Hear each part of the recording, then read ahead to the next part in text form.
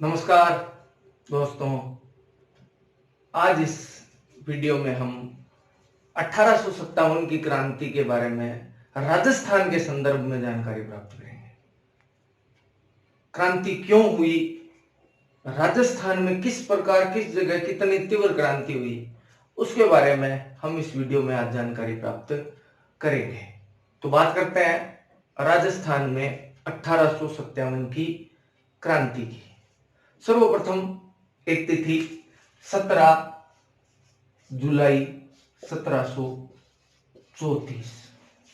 इस दिन मेवाड़ महाराणा जगत सिंह द्वितीय, मेवाड़ राणा जगत सिंह सेकंड की अध्यक्षता में हुरडा सम्मेलन आयोजित हुआ। हुरडा सम्मेलन, यह हुरडा वर्तमान समय में भीलवाड़ा जिले में आता है। इस सम्मेलन को आयोजित करने में महत्वपूर्ण भूमिका निभाई थी आमेर महाराज सवाई जय सिंह द्वितीय ने। इस सम्मेलन का उद्देश्य क्या था कि सभी राजपूत राजा मिलकर एक संघ बनाए और वो संघ जो है वो मराठों का सामना कर सके। यानी वो जो सैनिक संघ बनेगा वो मराठों से राजपूताने की मदद करेगा। परंतु सवाई जय सिंह द्वितीय और महाराणा जगत सिंह द्वितीय की ये जो जुगलबंदी थी वो काम नहीं आई और जो संघ बनना चाहिए था वो संघ बनने में कामयाब नहीं हो पाया। यानी कि राजपूत राजा एक हो नहीं पाए।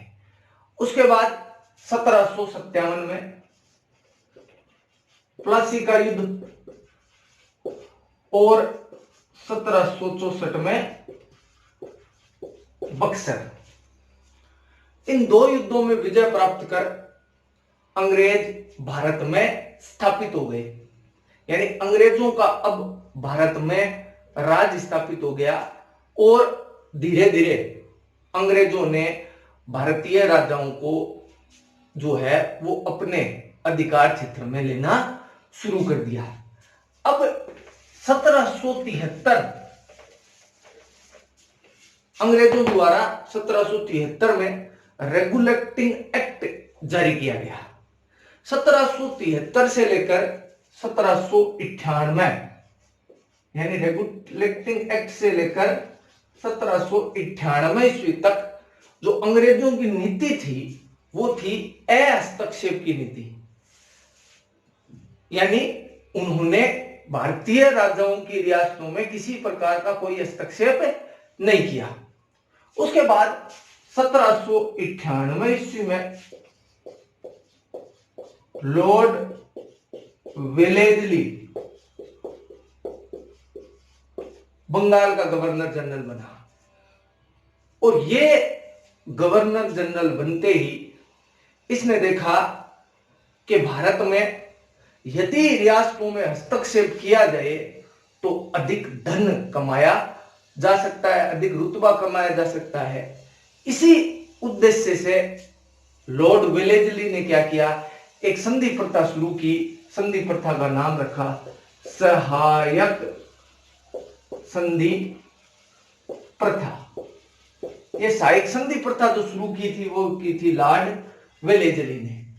ये था क्या, मैंने आपको बताया था कि ये क्या था कि 1734 में राजपूताना के राजाओं ने एक संघ बनाने के प्रयास किया था। क्यों किया था? मराठों से बचने के लिए।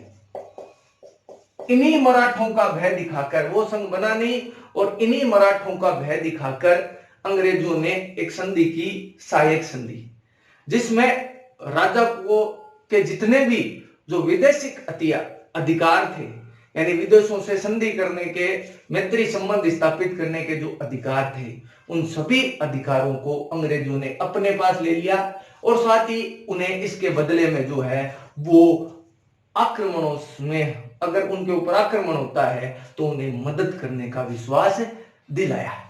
यहां से अब ब्रिटिश गवर्नमेंट या ब्रिटिश गवर्नर जनरलों का जो हस्तक्षेप है वो भारतीय रियासतों में शुरू हो जाता है।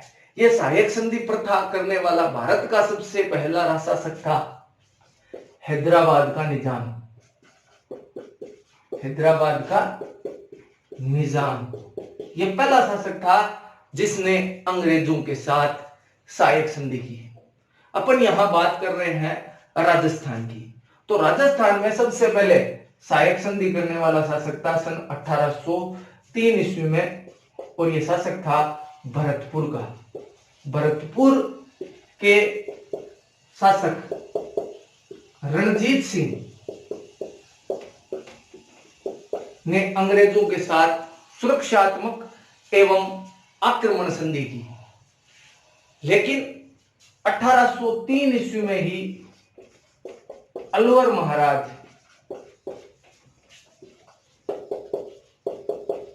बख्तावर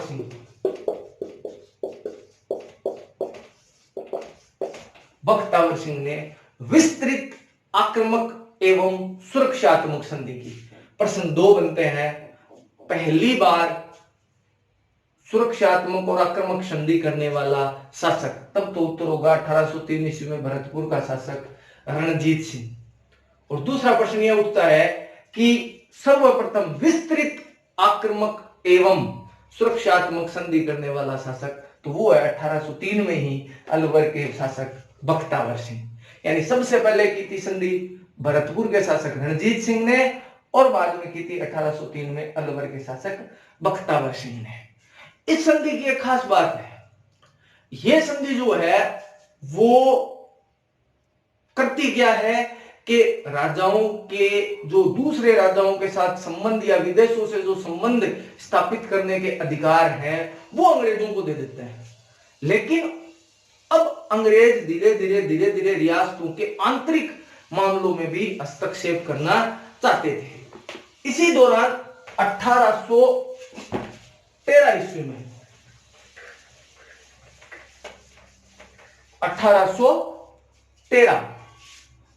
1813 ईस्वी में गवर्नर जनरल बनता है मार्क्विस हेस्टिंग्स। ये जो गवर्नर जनरल बनता है वो बनता है मार्क्विस हेस्टिंग्स।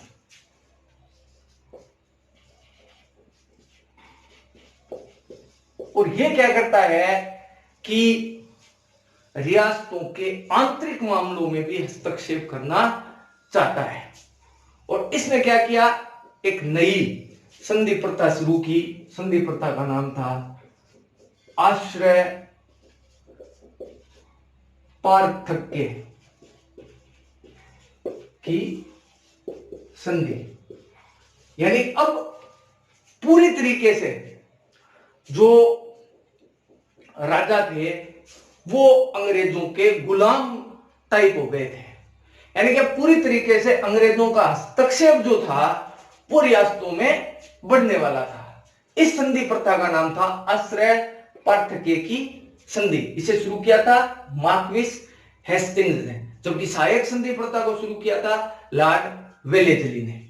राजपूताने की बात करें तो 15 नवंबर 1817 को सर्वप्रथम यह संधि की थी करौली ने। शासक था हरबख्श पाल सिंह। यह संधि हुई थी 15 प्रथम शासक राजपूताने का, यह था करौली का। 15 नवंबर 1817 को शासक था हरबख्श पाल सिंह। 1817 आते आते लगभग सभी रियासतों ने अंग्रेजों के साथ यह संधि कर ली। राजपूताने की बात कर रहा हूं। राजपूताने की सभी रियासतों ने 1818 ईस्वी तक संधि कर ली। केवल एक रियासत बाकी रही थी, वो थी सिरोही। तो अंतिम अंतिम शासक जो था, या अंतिम जो रियासत थी, वो थी 11 सितंबर 1823 को, और इस रियासत का नाम था सिरोही और शासक का नाम था शिव सिंह। राजपूताने में शिव सिंह अंतिम शासक था जिसने अंग्रेजों के साथ आश्रय प्रार्थी की संधि की थी, और पहला शासक था हरबख्शपाल सिंह, करौली का शासक।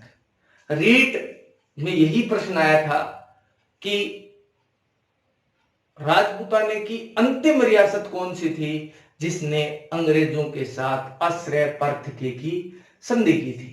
तो सबसे अंत में आश्रय प्रार्थी की संधि करने वाला जो शासक था वो था सिरोही का शासक शिव सिंह, और सबसे पहले जो संधि करने वाला था वो था करौली का शासक हरबख्शपाल सिंह। मतलब अब लगभग सभी जो रियासतें थी वो अंग्रेजों के साथ संधि कर चुकी थी। तो अंग्रेजों ने क्या किया कि अब अंग्रेजों ने राजस्थान में अपना एक एजीजी नियुक्त किया। एजीजी का मतलब है एजेंट टू गवर्नर जनरल। ये गवर्नर जनरल के एजेंट के रूप में काम करता था। इसका काम होता था गवर्नर जनरल को रियासत की या जो पूरी जो जानकारी है वो देना। राजस्थान के जो पहले एजीजी थे वो थे मिस्टर लोकेट। ये प्रश्न पटवारी परीक्षा में पूछा गया था कि राजपूताने के प्रथम एजीजी कौन थे। तो राजपूताने के प्रथम एजीजी थे मिस्टर लोकेट। और उसके बाद एक और जो है वो बड़ी रियासतों में एक व्यक्ति नियुक्त किया गया जिसे पीए पॉलिटिकल एजेंट कहा जाता था। ये पॉलिटिकल एजेंट जो है वो बड़ी रियासतों में ही नियुक्त होता था। जैसे राजपूताने की ये 4 रियासतों में इनकी नियुक्ति होती थी। तो इस प्रकार अब तक पूरा राजस्थान जो है वो अंग्रेजों के हाथ में आ गया। अब बात करते हैं कि जब 1857 की क्रांति हुई तो उस समय कौन जो है वो राजपूताने में प्रमुख पदों पर था, और 1857 की क्रांति भारत में किस प्रकार शुरू हुई और राजस्थान में उसका प्रसार किस प्रकार हुआ, इसके बारे में जानकारी प्राप्त करते हैं।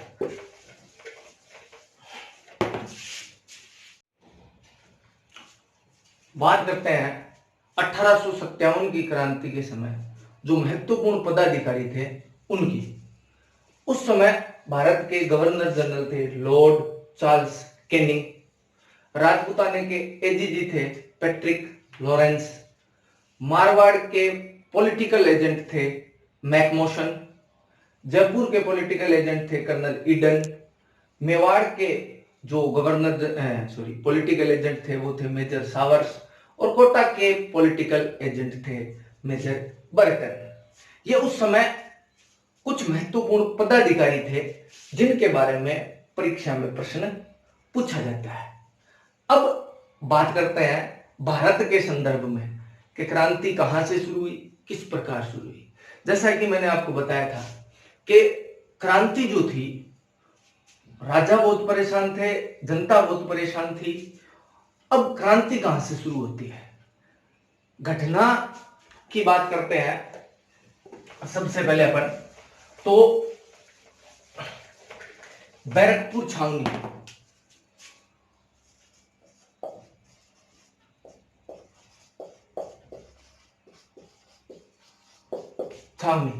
के एक सैनिक थे मंगल पांडे, इनकी बात करते हैं। घटना कब की है, 29 मार्च 1857 की। क्या घटना है, एक कारतूस भारतीय जवानों को दिया गया था जिस कारतूस की खोल जो है वो गाय और सुअर की चर्बी से बनी होती थी।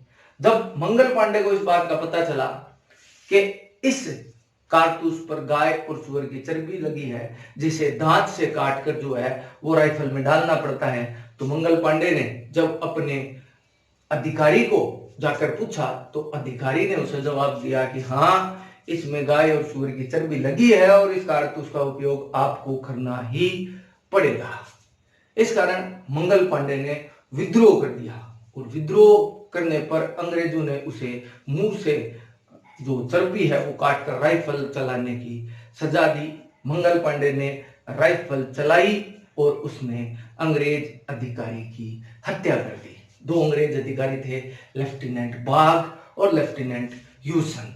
दोनों को मंगल पांडे ने गोली मार दी। इस घटना के कारण मंगल पांडे को गिरफ्तार कर लिया गया और 8 अप्रैल 1857 को उन्हें फांसी दे दी गई। ये 1857 की क्रांति का तात्कालिक कारण था। अब घटना क्या मोड़ देती है? क्रांति शुरू होनी थी भारत में, जो क्रांति की जो एक्चुअल जो तिथि थी वो थी 31 मई 1857। क्रांति की तिथि ये थी 31 मई 1857। लेकिन मंगल पांडे वाली घटना के कारण ये बात जैसे जैसे फैली वैसे वैसे विद्रोह बढ़ता गया और उसका परिणति हुई कि जो क्रांति 31 मई को शुरू होने वाली थी वो क्रांति 10 मई 1857 को मेरठ से शुरू हो गई। यानी तारीख जो रखी गई थी वो 31 मई थी, लेकिन क्रांति शुरू हो गई 10 मई 1857 को। ये बात कर रहे हैं अपन भारत के संदर्भ में। तो एक ये प्रश्न बनता है कि भारत में क्रांति कब और कहां से शुरू हुई? तो 31 मई को शुरू होनी थी, लेकिन शुरू हो गई 10 मई 1857 को। शुरू हुई उत्तर प्रदेश के मेरठ से, क्रांति शुरू हो गई।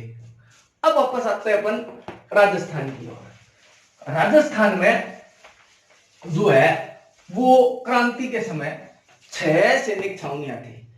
राजपूत 1857 की क्रांति के समय राजपूताने में 6 सैनिक छावनियां थी। नसीराबाद, अजमेर, नीमच जो वर्तमान में मध्य प्रदेश में है, एरनपुरा जो पाली में है, ब्यावर जो अजमेर में है, खेरवाड़ा जो उदयपुर में है और देवली जो टोंक में है। बात करते हैं राजस्थान में क्रांति की। तो राजस्थान में क्रांति की शुरुआत होती है नसीराबाद से। ये क्रांति शुरू हुई थी 28 मई 1857 को। तिथि जरूर याद रखना। राजस्थान में जो क्रांति शुरू हुई थी वो हुई थी 28 मई 1857 को और स्थान था नसीराबाद। क्या हुआ था नसीराबाद में, बात करते हैं। 15वीं बंगाल नेटिव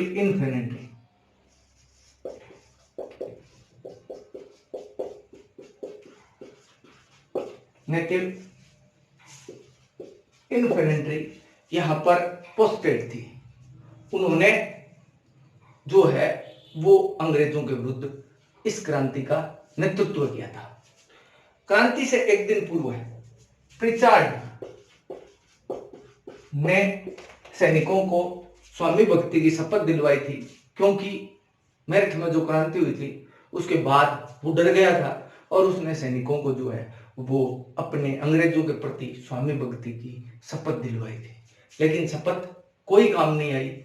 हुआ क्या कि सैनिकों ने अंग्रेजों के विरुद्ध 28 मई 1857 को क्रांति का बिगुल बजा दिया और 2 अंग्रेज अधिकारी इसमें मारे गए।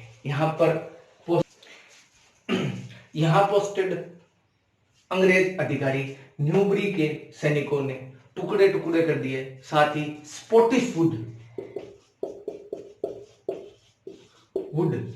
नाम का एक दूसरा सैनिक अधिकारी था, अंग्रेज अधिकारी था, जिसने जो है वो तोप खाने पर कब्जा करने का प्रयास किया। सैनिकों ने इसे भी मार दिया। तो नसीराबाद में राजस्थान में क्रांति की शुरुआत होती है। शुरुआत में जो है वो न्यूबरी और स्पॉटिसवुड 2 अंग्रेज सैनिक मारे जाते हैं, अंग्रेज अधिकारी मारे जाते हैं। और नसीराबाद के बाद जो राजस्थान में क्रांति हुई वो हुई नीमच में।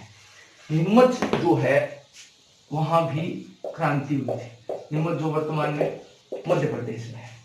3 जून 1857 यहाँ पर क्रांति का नेतृत्व है 2 व्यक्तियों ने किया था, 2 सैनिकों ने किया था, अली बेग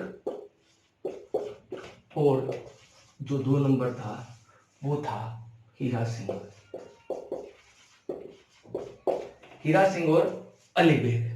अली बेग जो था वो आता था अवध से और अवध के नवाब पर अंग्रेजों ने कुशासन का आरोप लगाकर उसके राज्य को हड़प लिया था। अवध का अंतिम जो नवाब था वो था वाजिद अली शाह। वाजिद अली शाह के राज्य को अंग्रेजों ने हड़प लिया। इस वजह से अली बेग जो है वो नाराज था, उसे सहयोग मिला यहाँ जो पदस्थापित हीरा सिंह का। नीमच में 3 जून 1857 को क्रांति हुई। नीमच में प्रचंड तरीके से जो है वो हमला किया गया। यहाँ के जो पॉलिटिकल एजेंट थे या सावर्स, जो मेवाड़ के पॉलिटिकल एजेंट थे जो यहाँ पोस्टेड थे सावर्स, वो अपने परिवार सहित यहाँ फंस गए। अब जो है उनकी जान पर बनाई। उसी दौरान जो है मेवाड़ महाराणा स्वरूप सिंह, मेवाड़ महाराणा स्वरूप सिंह ने जो है वो सावर्स की मदद की और उसे परिवार सहित वहां से निकलने में सहयोग दिया। इसमें एक प्रश्न यह बनता है कि राजस्थान के प्रथम शासक जिसने क्रांति में अंग्रेजों की मदद की थी वो थे स्वरूप सिंह। तो नीमच में 3 जून 1857 को क्रांति का नेतृत्व किया अली बेग और हीरा सिंह ने, तथा यहाँ पर पोस्टेड अंग्रेज अधिकारी मेजर सावर्स को बचाने में मदद की थी, वो की थी महाराणा स्वरूप सिंह ने, जो कि उदयपुर के शासक थे। क्लियर है? तो नीमच में क्रांति 3 जून 1857 को हुई। नसीराबाद में क्रांति जो है वो हुई थी 28 मई 1857 को और वहीं से राजस्थान में क्रांति की शुरुआत मानी जाती है। अब बात करते हैं अगली छावनी की, जो है एरनपुरा। ये है पाली में। यहां क्रांति होती है 21 अगस्त 1857 को। एरनपुरा वो अंतिम छावनी है जिसमें क्रांति हुई थी। बाकी 3 जो बच गई जो छावनियां, उनमें क्रांति नहीं हुई थी। 21 अगस्त 1857 को जो है वो एरनपुरा में क्रांति हुई और यहाँ के सैनिकों ने ही नारा दिया था, चलो दिल्ली, चलो दिल्ली मारो फिरंगी। और बाद में इन सैनिकों ने अपनी जो सेवाएं थी वो अहुआ के ठाकुर कुशाल सिंह को सौंप दी थी। अहुआ के ठाकुर कुशाल सिंह कौन थे और अंग्रेजों के विरुद्ध उनका क्या संघर्ष था, ये अपन अगले वीडियो में जानकारी प्राप्त करेंगे। ये 1857 की क्रांति का प्रथम भाग था, जिसमें अपन ने जो सैनिक छावनियों में जो क्रांतियां हुई उसके बारे में अपन ने जानकारी प्राप्त की। अगले वीडियो में हम जो है वो बाकी बचे हुए स्थानों पर जहां पर क्रांति हुई उनके बारे में जानकारी प्राप्त करेंगे। तो हाल ही में जो रीट की परीक्षा होगी सितंबर में, जो है वो शिक्षा मंत्री गोविंद डोटासरा के अनुसार ये परीक्षा होगी। उसमें राजस्थान में हुई 1857 की क्रांति एक महत्वपूर्ण टॉपिक है और हमेशा उसमें से एक आध प्रश्न पूछा जाता है। तो अगले भाग में इस क्रांति वाले टॉपिक को पूरा करेंगे। वीडियो देखने के लिए धन्यवाद।